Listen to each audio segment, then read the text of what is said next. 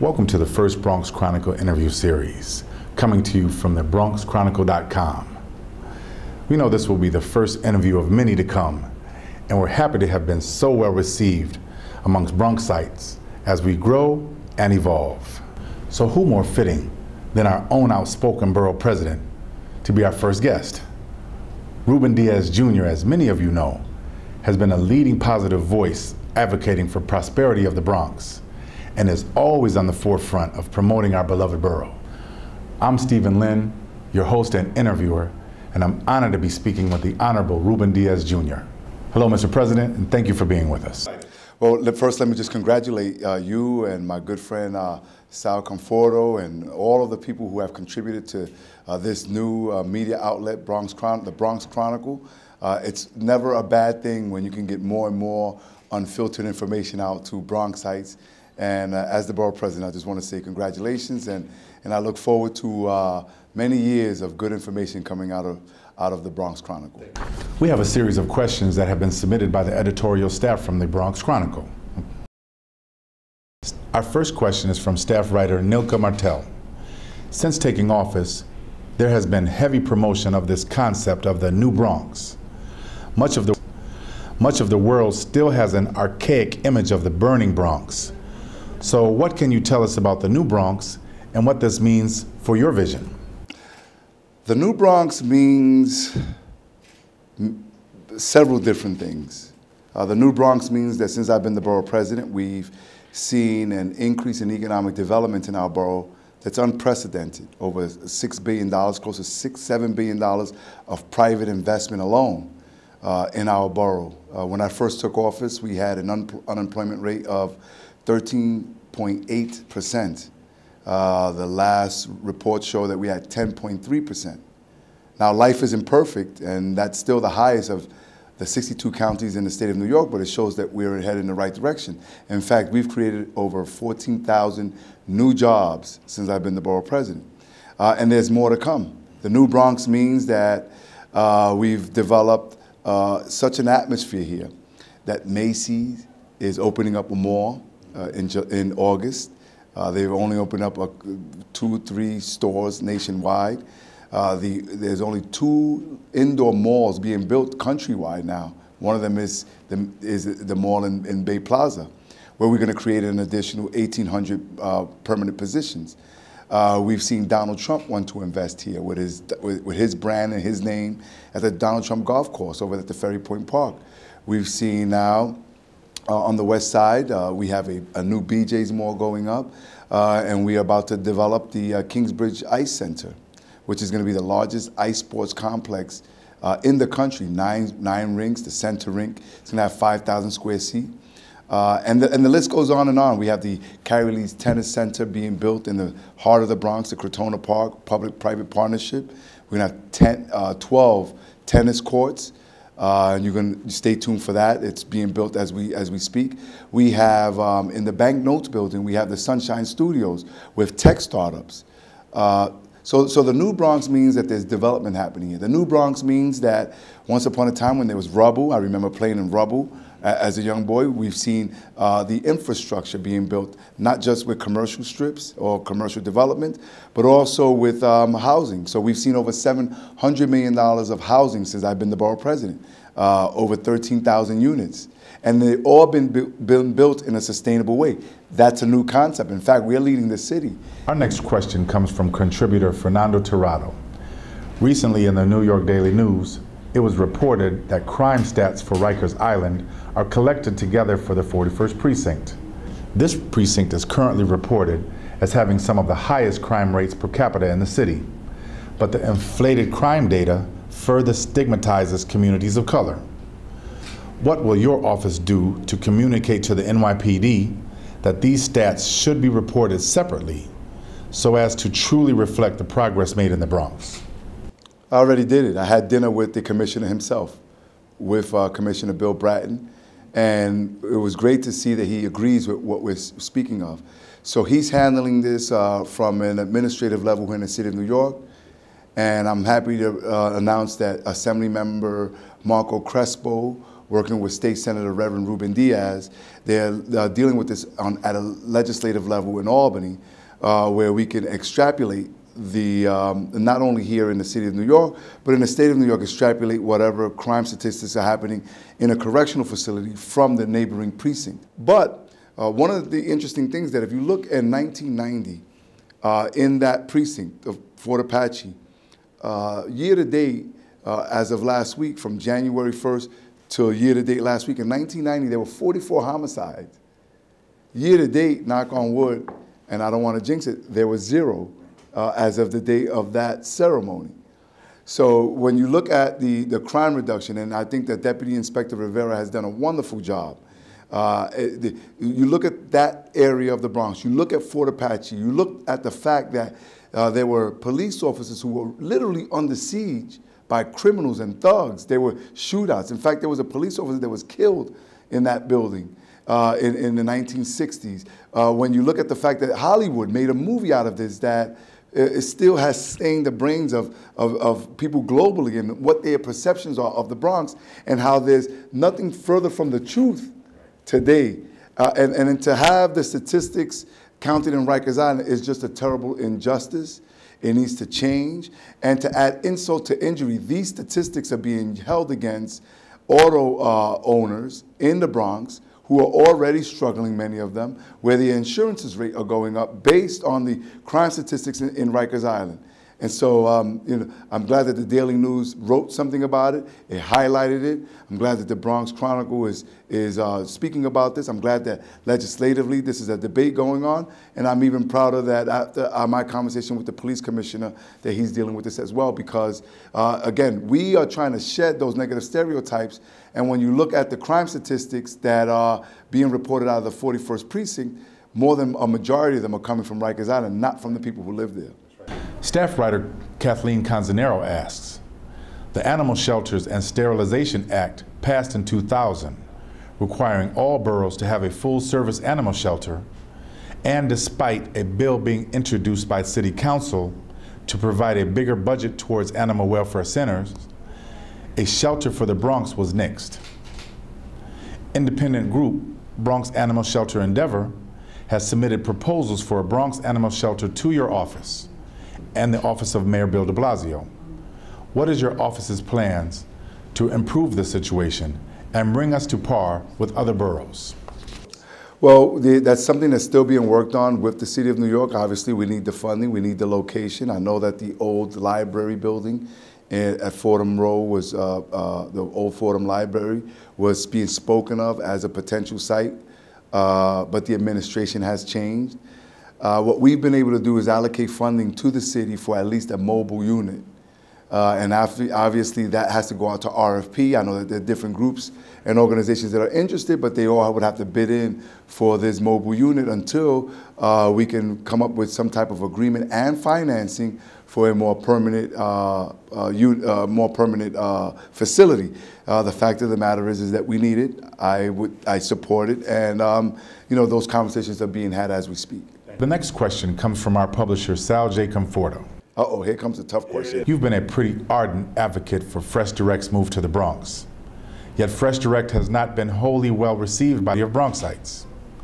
Please explain in your own words why the positives of such a move outweigh the negatives. The fact of the matter is that Fresh Direct has been well received, not only by folks who have been ordering from them in the South Bronx, but also from people who have benefit from the Fresh Direct that have nothing to do with a customer provider relationship. So let me back up a little bit. Fresh Direct is, for those folks who don't know, the readers or the viewers, it's an online grocer. So basically you go online and you can order different foods.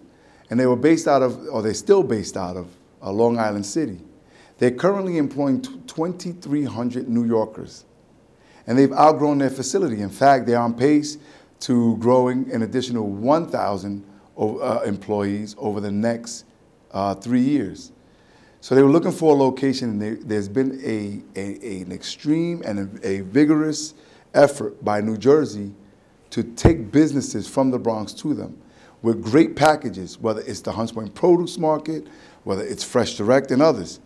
So one of the things that we did is that we spoke with the city, we spoke with the governor, Governor Andrew Cuomo, and we put a package together.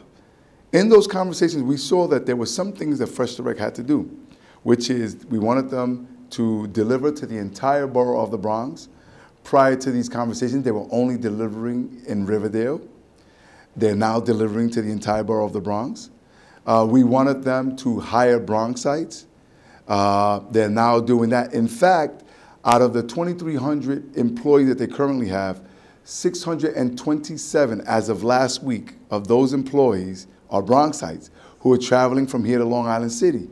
And since August, since I've been able to have these negotiations with Fresh Direct, since last year, August of 2013, over 60% of all of their new hires, even though they're still in Long Island City, are Bronxites. And also, we wanted to see how was it that we get them to be able to order with folks who either live in food deserts or on public assistance.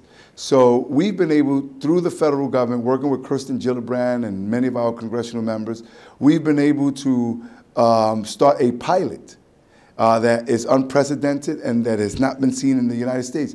The federal government will not allow any EBT cardholder to purchase any item, whether it's nutritious or not, online.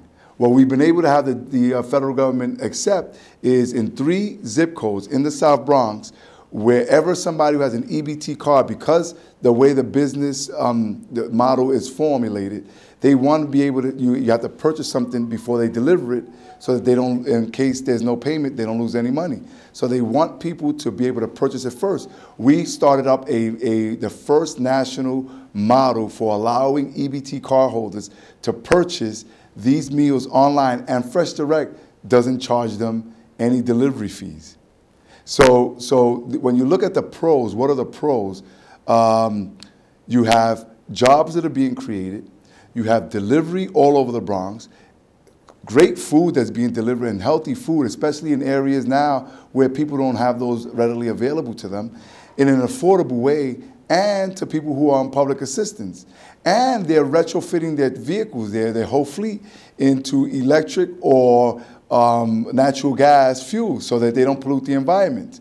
And they're going into a desolate part of the Bronx where it's been contaminated in the past, where it's been dormant and morbid, so they're going to stimulate the local economy. So when you look at all those pros, and you ask me how do the pros outweigh the cons, I really can't see any cons to it except that there are very few individuals who perhaps have their own ulterior motives for what they think should be in that land, except that that land has been leased to somebody for 99 years. And there's not much that you can do with it because of the previous contamination to the land. So I think this is a win-win situation with creating jobs, providing healthy food opportunities, making sure that we save not only the Bronxites, their jobs, but all New Yorkers. I mean, if you're against this, how do you tell 627 Bronxites that you don't want them to work? Right. Who's going to give them jobs? What do you tell the rest of New Yorkers? So for me, I think that this is a wonderful, wonderful, and I just can't wait. And by the way, they've done all of this without one single shovel put in the ground in the Bronx yet. So I think the best is yet to come. When they're actually in the Bronx, how much more we're going to be able to do with Fresh Direct. Fernando asks, tens of thousands of current and future Bronx students are unprepared or failing behind in the sciences and mathematics. And with the city attracting more tech companies to do business here, they are in danger of being left behind socially and economically. What will your office do to attract STEM, science, technology, engineering, and mathematics, programs and resources so that Bronx students are able to compete with other students in the region and participate in the growing tech boom? Yeah, I highlighted a group of students in my State of the Borough address who went all the way to Dubai to get $100,000 in a prize money from a global contest that they won. and they're based right out of Alfred E. Smith High School. When you look at our robotics team out of Truman High School, they've won many different awards. So we know that once we give our students the equipment, the resources, and the opportunity, that the Bronx creates geniuses. I've been able to fund the robotics team in the basement so they can have the facility in order to do this. In fact, their facilities are so well equipped that other schools are now being able to house them, and we need to do more. We are making sure, working with the Chancellor Farina, that when they talk about P-Tech and STEM schools throughout the city of New York, that we get the appropriate funding and financing for it. I've been able to allocate money to schools for all types of technical upgrades and labs and science centers and science labs. So we're putting our money where our mouth is, but we're also putting the pressure on the DOE because as the educational system of the city of New York, we believe in the Bronx that we've been shortchanged. So whether it's the different schools that you see, the IBM school that you see in Brooklyn, or the schools that you have in Queens, we want those here as well. And I'm happy to say that finally we have a mayor with a chancellor that are hearing our pleas and want to work with us. Nilka asks, the Bronx is certainly no stranger to green spaces, being 25% parkland and home to Pelham Bay Park, the largest park in the 5 boroughs. While we are fortunate to have such ample green space, many of our parks are in various stages of disrepair due to factors like low maintenance, unchecked litter, and improper usage, such as the ignoring of barbecue designated zones. What will be done to assure that our parks are being properly maintained? Well, remember that while life isn't perfect, since I've been here, we've seen an infusion of over $300 million in capital financing to our parks. So when you look at Heritage Field, when you look at what's happening in Soundview Park, when you look at the upgrades at Pelham Bay Park, when you look at what happened with Van Cortlandt, Crotona Park, I mean, the list goes on and on. So, we have been making tremendous strides I mean, just 2 weeks ago, I cut the ribbon for the rehabbing of Van Ness Park. So we've been doing what we need to do. Is life perfect? I mean, I just invested in $500,000 into 52 Park, which is a public park right by PS 52. And working with the city council delegation, everyone is really pulling their monies together. Now, can we have or should we have more park rangers? Maybe.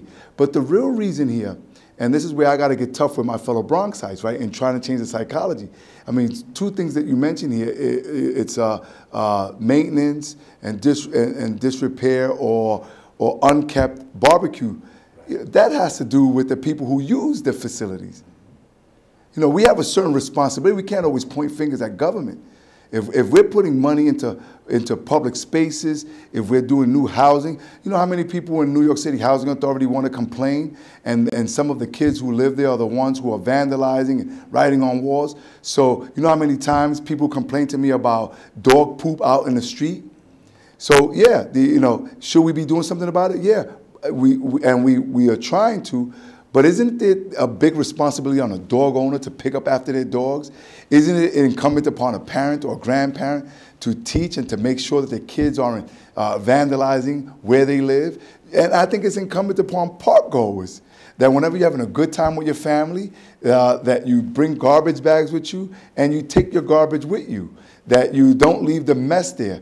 It's not right, it's disgusting, and I think that it's incumbent upon all of us to think about ourselves and our borough and our parks in the same way that you would think about it when you go to other boroughs and you go to other parks. A lot of these folks will go to some other place and pick up after themselves.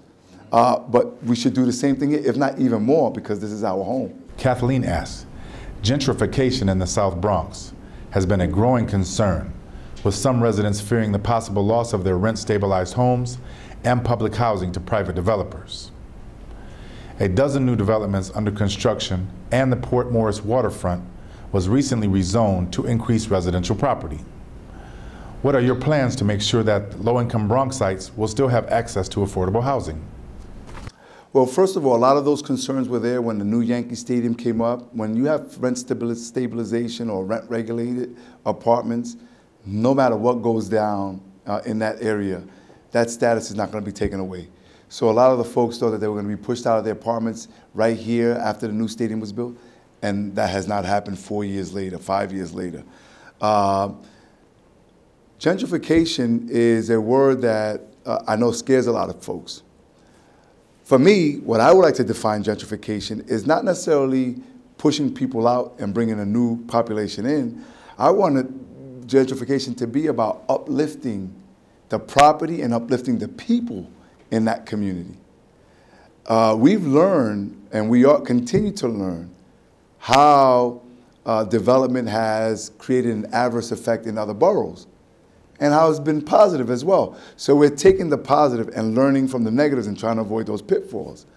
And so what I want to do is I want to make sure that as we continue to develop, that we do mixed income in our development. So you look at the waterfront development that we proposed, that I came out with a report from 149th Street to 138th Street in the Harlem River, by the Harlem River. I think that could be a fantastic, and it's going to be a fantastic development, not only for the Bronx, but for New York City. I think this is the next frontier here.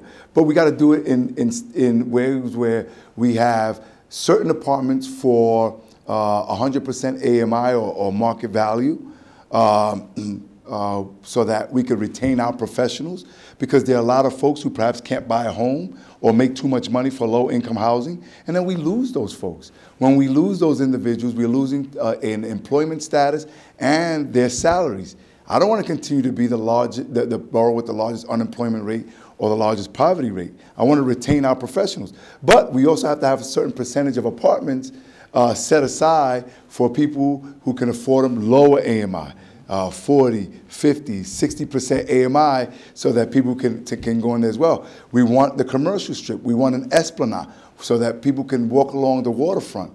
And I think it would go great with all of the different development that's happening in Port Morris or in the southern strip of the Grand Concourse. I think it would be comparable to that. The other thing that we're doing is that we're making sure that people get jobs, number one, but also have decent paying jobs. You know, we can't always continue to say, well, we can't afford to live here unless we are preparing our residents to take on these jobs. So a number of things. A, I am the author of the city's living wage law, introduced by two city council members last year, where if you want some type of subsidies from the city, $1 million or more, you have to pay a living wage, which we define as $10 an hour with benefits, $11.50 without. We continue to push for an increase in the minimum wage. We are always trying to get project labor agreements on development sites so that we can have more and more men and women of labor be able to build these facilities. And we know that labor wages are wages that can, are wages that people can actually help get them out of poverty and into the middle class. But we also need to prepare our Bronx site. So last week at Hostos Community College, there was a great, I don't know if the Bronx Chronicle was in attendance, but we made an announcement with all of the different agencies from the state, thanks to Governor Cuomo, where the Department of Labor is now going to bring a team into the Bronx Borough Economic Development Corporation, which is the economic partner of the borough president, located in the first floor of this building. And that team is not only going to prepare Bronxites and train Bronxites and help them with resumes, but also whenever we have all of these developments, going to the developers and corporate America, and based on the qualifications of the individuals who come in, we're going to start marrying those folks, because we understand that it's one thing to create jobs in the Bronx, it's another thing to create jobs for Bronxites. And so that's what we're going to make sure. So if we provide the wherewithal, get a skilled workforce, give people jobs, make sure that they have affordable apartments available to them as we do these new developments, I think when you look at gentrification, what we're going to try to do is redefine it in the future, so that gentrification means about uplifting an entire community, not pushing one out to bring somebody else in. Fernando asks, the 48th Precinct, Community Board 6 area, continues to have the highest rates of rape in the borough, as per comp stats, and a long, dark history of domestic violence. What is your office doing to combat this negative trend, and further prevent domestic violence? Well, on rape, a lot of those crimes are very difficult to prevent. I'm not an expert, but a lot of that is for the most part, women who had some type of affiliation with a man.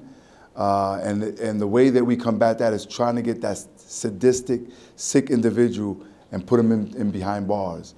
One of the things that we've been seeing is more and more of these crimes being reported, where the victims are feeling more comfortable. So one can make the argument that if there is a spike it's because people are educated now and they're reporting it. Same thing with DV, domestic violence.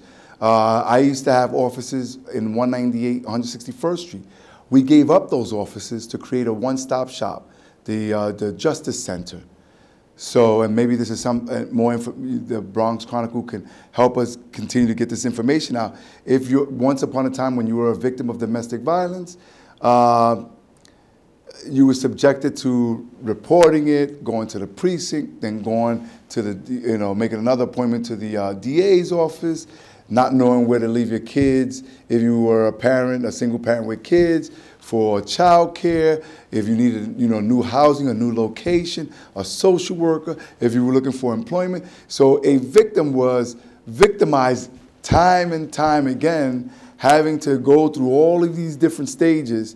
And so what we do now is with the Justice Center right here on 161st, on the second floor on 198, 161st Street. It's a one-stop shop. You come in, if you have your kids, they have a center, a place there where your kids will be taught, will be supervised, and it's almost like a daycare center.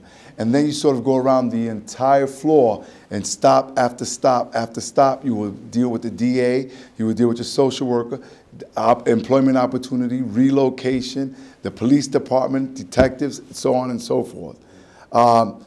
Now, we have a very strong initiative out of this office to deal with domestic violence. We have everything from Diva Spa to Diva Talk. We do it with News 12. We have Diva Spa here in at the Rotunda, where we provide services for a day, whether it's manicure, pedicure, or facials, hair, to do your hair, because we know that domestic violence is about beating somebody down, not only physically, but spiritually and emotionally, so they could think less of themselves. So what we try to do is build people up. If anybody has any information or any questions about where we can be helpful, we certainly have the wherewithal in this office to get you and seek, that assistance. But this is a conversation that we need to have, particularly with men who are Black and Latinos, because we know that that's where it's happening the most. Where we have to let them know that this will no longer be tolerated. Borough President, the recent discourse between yourself and French politicians was covered worldwide, some going so far as to say you were at war with the French. What are your feelings on not only the subject itself, but how it was covered throughout the media? Well, I get disappointed. Time and time again, the media wants to beat up on the Bronx, and they want to perpetuate negative stereotypes and negative perceptions of our borough that just don't exist. So just to speak to your question, there was a mayoral election in Paris last year, and one candidate told the other candidate that, or in a debate said, if that candidate wins, Paris will become like the Bronx. And the response to that was, Paris will never be like the Bronx because the Bronx, I don't know, something like the Bronx is a war zone or desolate. And my response to that was like, if you guys have your own issues, which they do economically speaking, in Paris, don't try to bring up the Bronx's past when you should be dealing with your present issues in Paris. We're progressing, and don't try to beat up on us. I would invite the mayor of I noticed that she was here in New York City and never offered to come and see us. But certainly we invite and we receive a lot of dignitaries from all over the planet. We had the Queen of Spain, Sophia, come with us to the South Bronx. We've had a delegation from Parliament in Germany, right in this very office, and coming to the Bronx. And they all pleasantly surprised about how when they see the Bronx look like what it is now, based on images that they had in the past, or even images that they didn't even have, just through word of mouth from folks who don't know any better. And that's what we're trying to do. We're trying to educate the world that the Bronx is just a different place. Beautiful. And we support you on that fully. Thank you. It's our Bronx. And we're going to call them to, you know, whenever somebody tried to mischaracterize us, we're going to call them to. We stopped something called the ghetto tours, where they were bringing here, spreading falsehoods about the Bronx and who we are. And again, is life perfect? Absolutely not. Do we have our problems? Yes. But to bring in tours here and only highlight negative things that are happening is just unfortunate. It's unacceptable. We're not going to allow it to happen. It breaks my heart. I mean, there's a tour here that brings folks here, and the tour guide tells me how disappointed some of her clients are when they come to the Bronx and they don't see the rubble that they were expecting, or when they don't see trains that are covered in graffiti. And it's amazing how people would pay money to actually come and see that. This is what they've been taught. This is what they think the Bronx is like. And it's unfortunate that they're disappointed that what they see are new structures and a certain cleanliness that they didn't anticipate. That's right. Do you have any final words for our viewers? I would like to let people know that while I'm the borough president, I'm proud and honored and humble that the Bronxites have given me this opportunity and in this unprecedented time to serve as the borough president, that I can't do it alone. That I know a lot of times people, or elected officials, can't do it alone. A lot of times people want to point fingers and they want to put the onus on government. But there's a lot of things that collectively that we all need to do together, where we all need to take pride in who we are and where we live, and clean up our storefronts and clean up our parks and clean up the front of our homes, and we need to clean up after our dogs, and we need to watch how we drive, because there's vehicular deaths are on the rise, that we need to be cordial to each other, that it's okay to say good morning and have a good day, and to have that camaraderie. And I think more and more people are buying into it. I think more and more people are starting to see that that we are coming a long way, and they're feeling that sense of pride. I mean, to see the unity, for instance, last week Jennifer Lopez had a concert here. And I know a lot has been made about Jennifer Lopez, but I think that where we really won is that the world got a chance to see some place called Orchard Beach that no one but us knew, that existed here. That the world got to see a bunch of Bronxites come together in an orderly fashion with no incident. It went on without a hitch. So I think that was the real value in that. To see Bronxites having a good time out there and putting X's up in Bronx pride and unity. That's where we really want. And to see more and more of that happen, it just fills my heart with joy. And I want people to go to ilovethebronx.com, where they'll see more and more events that are taking place throughout the year. And especially during cultural events. If we're having a Puerto Rican event or an Italian event, if you don't necessarily identify with that community, if you don't come from that community, it's okay to still come to the events.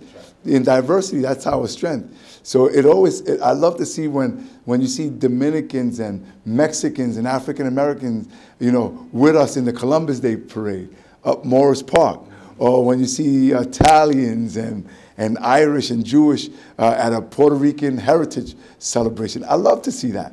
And so, we want people to partake in all those festivities, because we are one Bronx, and we're all working together collectively for the new Bronx. That's beautiful. Thank you, my friend. One family. One family. That's how we That's what it. Thank you so much. The Honorable Ruben Diaz Jr., thank you for joining us and giving us your insight on the future of the Bronx.